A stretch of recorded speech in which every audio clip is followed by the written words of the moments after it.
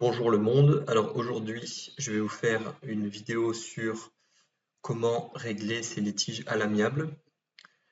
En fait, tout l'intérêt de ça, c'est de se dire, aujourd'hui aller en justice, non seulement ça coûte de l'argent, mais ça coûte énormément de temps. Les tribunaux sont complètement engorgés et si vous voulez, bon, l'histoire c'est quoi? C'est vous avez un litige avec quelqu'un. Vous êtes en contentieux avec quelqu'un, donc vous êtes un particulier, et vous avez un contentieux avec une entreprise ou avec un autre particulier, ou même vous êtes deux entreprises, et il s'avère que vous avez un différend. Bien sûr, on essaye toujours de régler un différend avec quelqu'un en discutant avant et sans parler de droit. Euh, la base, c'est quand même de ne pas être un psychopathe qui veut forcément rédiger des contrats ou aller devant le juge. On peut tout simplement parfois négocier sans rien signer, d'un accord tacite, d'un accord oral. Bon, voilà, il y a ça qui s'est passé, soyons adultes. Et maintenant, on va discuter, on va résoudre ça. On se fait confiance. Et puis voilà, toi tu vas faire ça et moi je vais faire ça. Puis c'est tout. C'est quand même fou de se dire que les gens se mettent sur la tronche parfois et même s'embêtent, hein, perdre du temps, de l'énergie à des vêtis comme ça. Donc, essayons d'abord de résoudre les choses humainement, puis ensuite on s'attaque au droit si jamais ça se passe mal. Mais voilà, très important de rajouter ça dans mon discours. Qu'est-ce qui peut se passer? Il y a deux alternatives. Soit personne ne fait rien, et donc celui qui a, disons, obtenu le plus de l'autre partie va souvent laisser couler l'affaire, pendant que l'autre, eh bien, aura subi des pertes qui peuvent être financières ou autres. L'autre solution, ça va être d'assigner en justice, donc d'avoir recours aux voies légales et de recourir au juge. Le problème, c'est que, comme je vous l'ai dit, bah aujourd'hui, le juge, il prend son temps, surtout la justice française. C'est-à-dire qu'entre le moment où on va assigner son adversaire en justice et le moment où la décision sera rendue, il peut s'écouler plusieurs mois, voire plusieurs années. En plus, comme il y a le système de l'appel, eh bien, si ça se trouve, voilà, le jugement définitif sera rendu 5 ans plus tard, 5 ans après le début du litige, et ce sera plus d'actualité. Donc, vous aurez perdu du temps, de l'argent, frais d'avocat, etc. Donc, aujourd'hui, on va voir comment régler un différend avec un outil qui est la transaction. Bien sûr, il y a plusieurs outils pour régler les différends.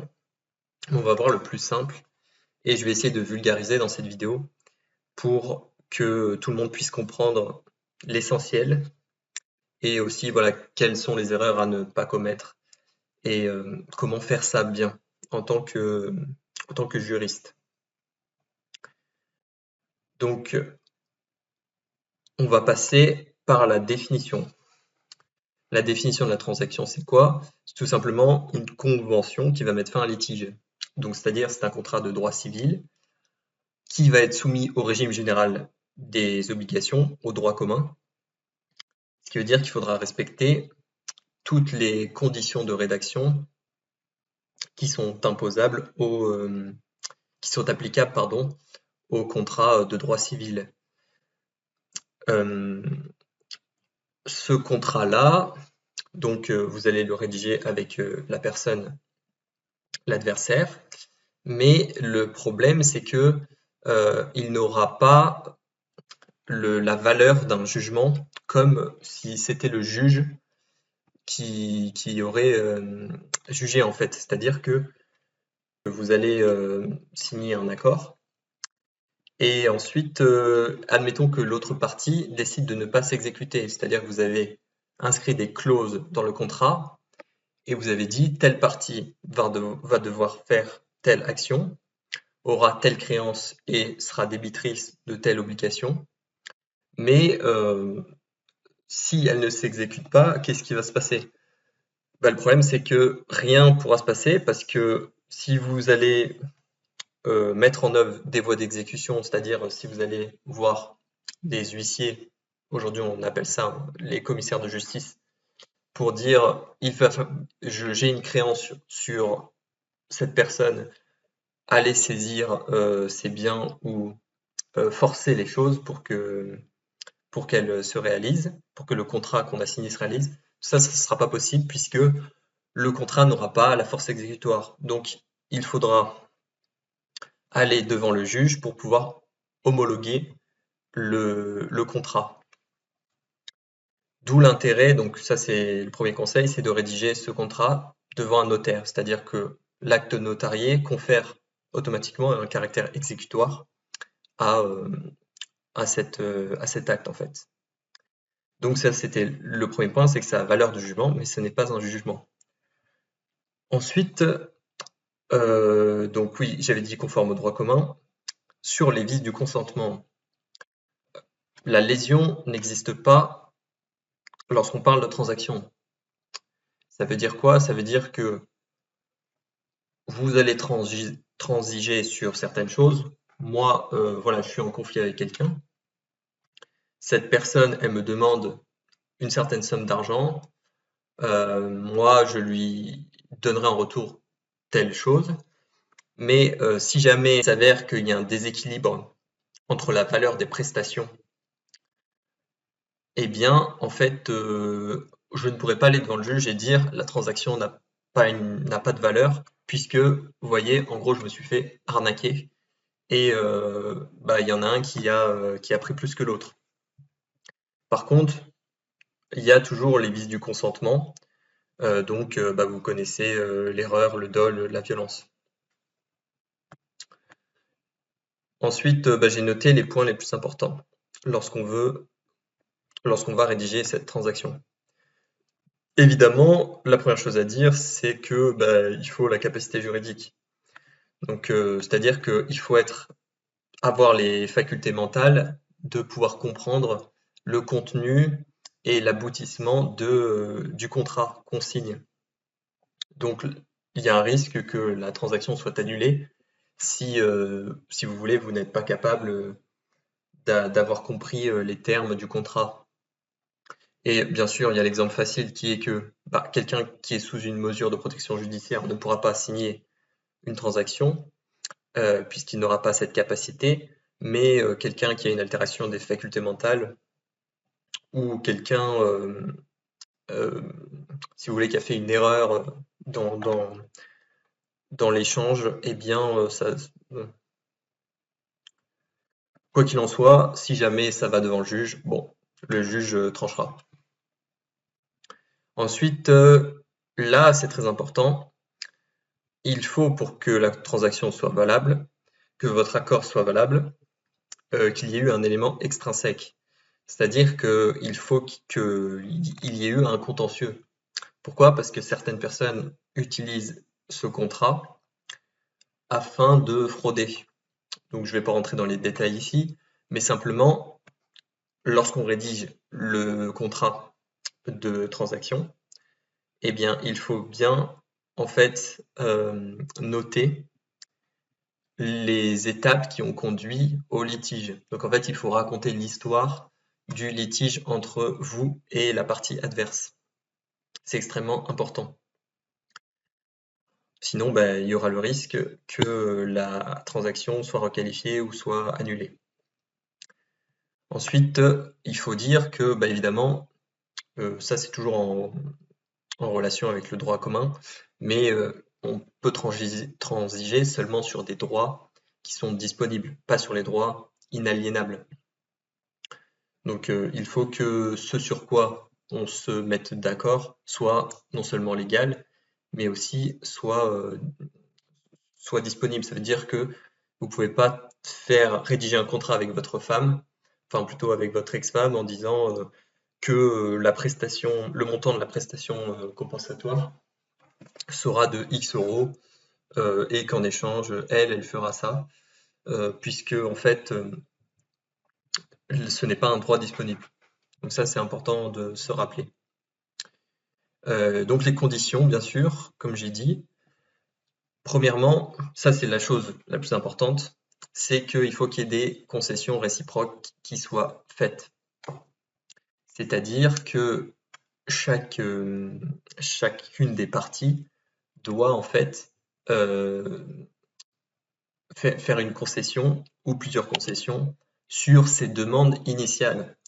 Donc à la base, si je demandais 100 000 euros, eh bien, je vais écrire dans la transaction que finalement, j'accepte de recevoir seulement 75 000. Et moi, si j'avais une créance de 150 patates, 150 kg de pommes de terre, eh bien, je vais dire, bon, eh bien, je vais me faire livrer que 100 kg de pommes de terre et j'oublie les 50. Donc voilà, ça c'est très important. S'il n'y a pas de concession, le juge dira que la transaction n'est pas valable. Alors bien sûr, toujours rappeler, mais un contrat qui ne va jamais devant le juge, eh bien, c'est pas vu, pas pris. Donc ça, c'est à voir aussi en fonction de vous. Mais donc oui, l'idée, il y a la notion de renoncement dans ce contrat, au risque de nullité. Comme je disais tout à l'heure, il y a la question de l'homologation, donc qui n'est pas obligatoire, mais si la partie s'exécute pas, il va falloir aller de toute façon, il faut de toute façon avoir recours au juge.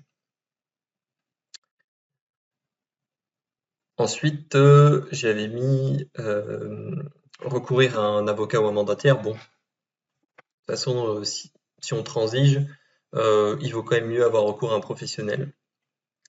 On a le droit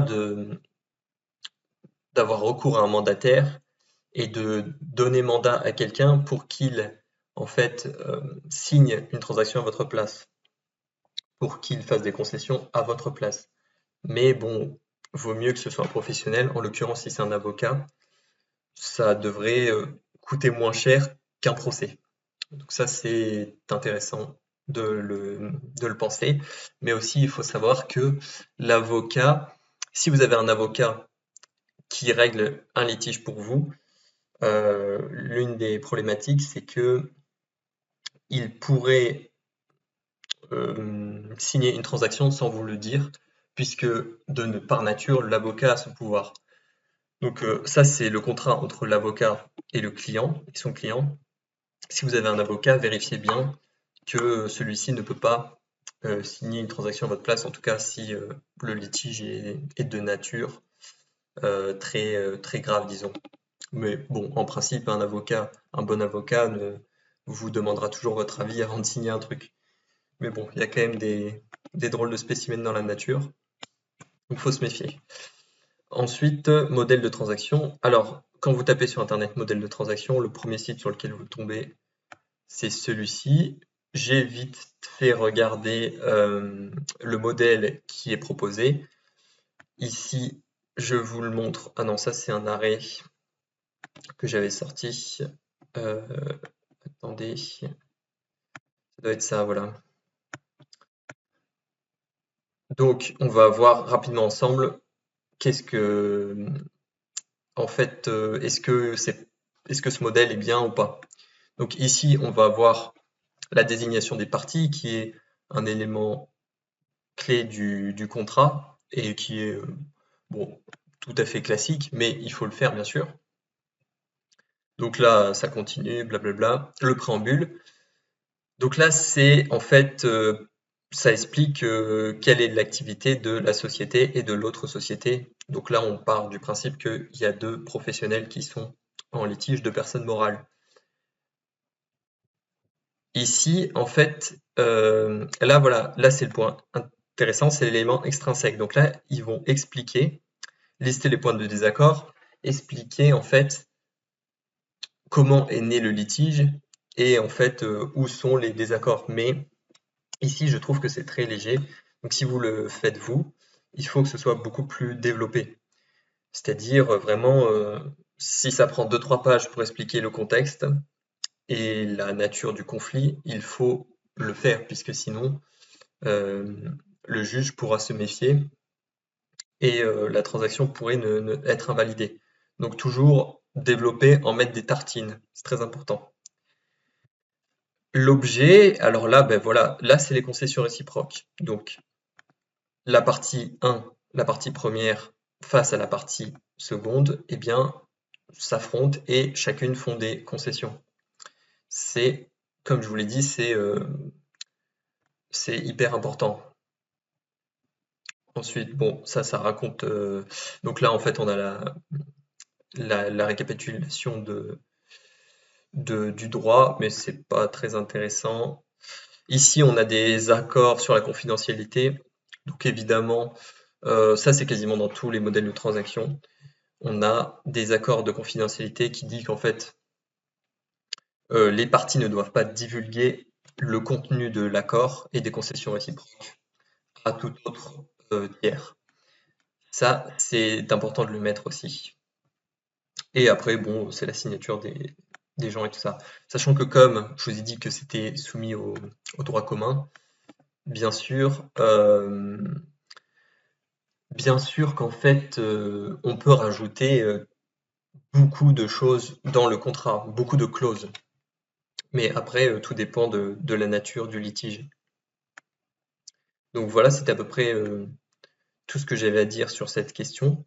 Je mettrai en lien les sources juridiques qui m'ont permis en fait de réaliser cette vidéo, sachant que, voilà, pour conclure, on peut dire quoi? On peut dire que la transaction, c'est quand même, ça a quand même un fort intérêt aujourd'hui et que ça peut être utile puisque l'accord peut être signé aussi entre des personnes d'un État différent, de différentes nationalités. Donc si vous êtes à l'international, vous pouvez très bien faire réaliser des transactions. Et ce qui peut être c'est génial parce que souvent, si vous êtes à l'étranger, bon, s'il faut commencer à rentrer dans le système judiciaire étranger, ça va commencer à être compliqué parce que déjà que le système de son propre pays, il est difficile à comprendre et que le droit c'est complexe, si on commence à aller voir le juge à l'étranger, en plus sans avocat, bon, tout le monde prend un avocat dans les faits, mais c'est quand même intéressant d'avoir connaissance de cette possibilité-là, de s'en sortir par soi-même.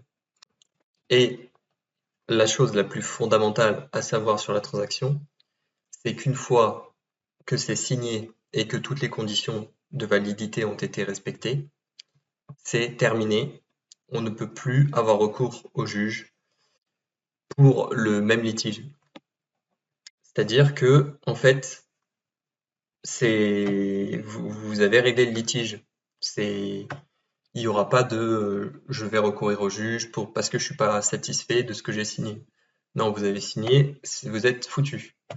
Donc, il faut bien négocier les conditions de l'accord pour être sûr que vous soyez OK avec celui-ci et avec ce qu'il impliquera.